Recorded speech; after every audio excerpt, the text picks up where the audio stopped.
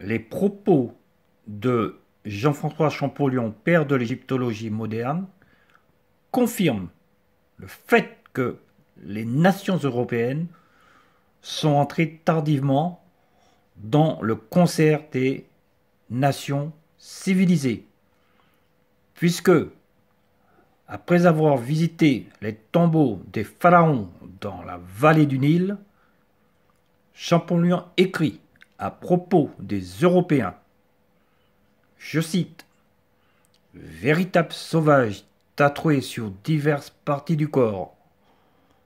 Enfin, et j'ai honte de le dire puisque notre race est la dernière et la plus sauvage de la série, les Européens qui, ces époques reculées, il faut être juste, ne faisaient pas une trop belle figure dans ce monde. Il faut entendre ici tous les peuples de race blonde et à peau blanche, habitant non seulement l'Europe, mais encore l'Asie, leur point de départ, etc., etc. Il faut savoir que le terme Égypte dérive du grec Aegyptos, qui depuis Homère a été utilisé pour le pays des pharaons et qui contient la célèbre ville de Thébès. C'est en parlant de cette ville que Homère emploie le terme Égypte. Donc le terme Égypte n'a pas toujours existé. À l'époque lointaine des pharaons, l'Égypte s'appelait en réalité Kémet. Kémet est le nom le plus utilisé pour désigner le pays des pharaons. D'accord? De même que les Égyptiens anciens ne connaissaient pas le terme qu'on emploie souvent, c'est-à-dire égyptien. Il s'appelait Kamit.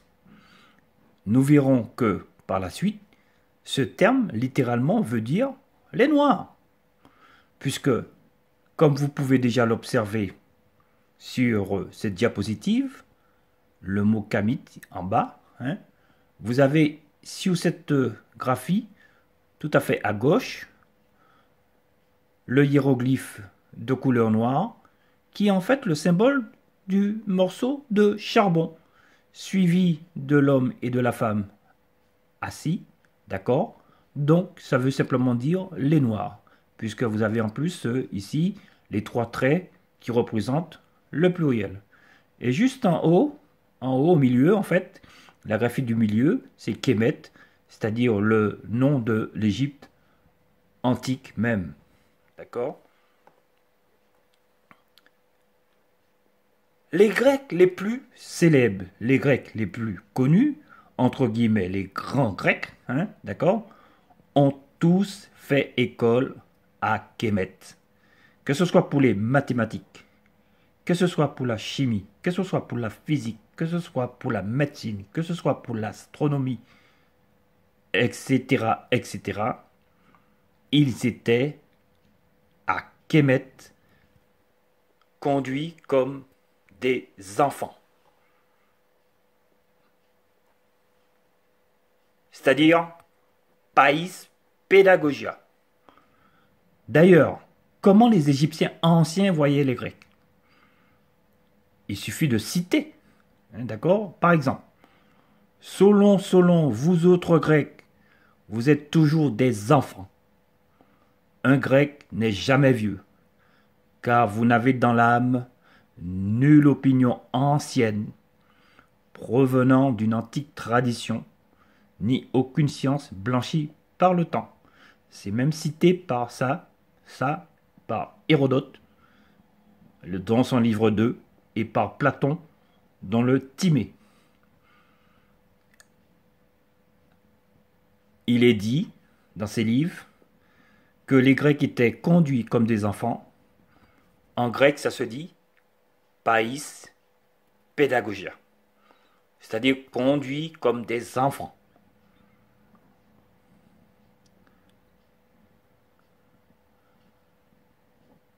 On donne même dans les livres grecs le prix du voyage, comme vous pouvez observer sous cette diapositive.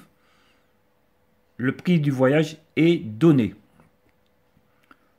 Il y a Jean-Victor Verne, qui est un spécialiste en linguistique grecque, qui dit, je cite, « 7e siècle, c'est l'époque des plus anciennes inscriptions grecques connues de nous. Un nouvel alphabet grec est apparu, emprunté à l'alphabet phénicien, c'est-à-dire ce qui s'appelait avant le cananéen. Donc, de l'aveu même des spécialistes grecs, ils reconnaissent que la Grèce est très en retard par rapport à Kémet.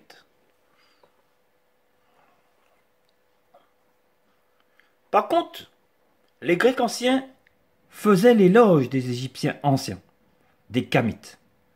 Par exemple, au 8e siècle, Homère, dans l'Iliade, il dit « Zeus est parti hier du côté de l'océan, prendre part à un banquet chez les Noirs sans reproche, et tous les dieux l'ont suivi. Dans 12 jours, il retournera dans l'Olympe. » Vous savez, ça veut dire que le panthéon grec se déplaçait dans l'Afrique profonde pour se ressourcer chez les Éthiopiens. Bien.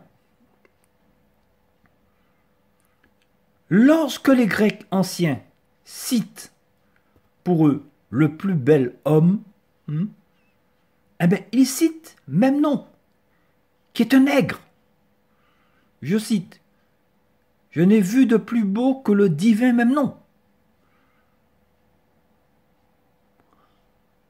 On peut citer aussi Hérodote dans son livre 3, disant que les Noirs qu'ils allaient trouver sont, dit-on, les hommes les plus grands et les plus beaux du monde.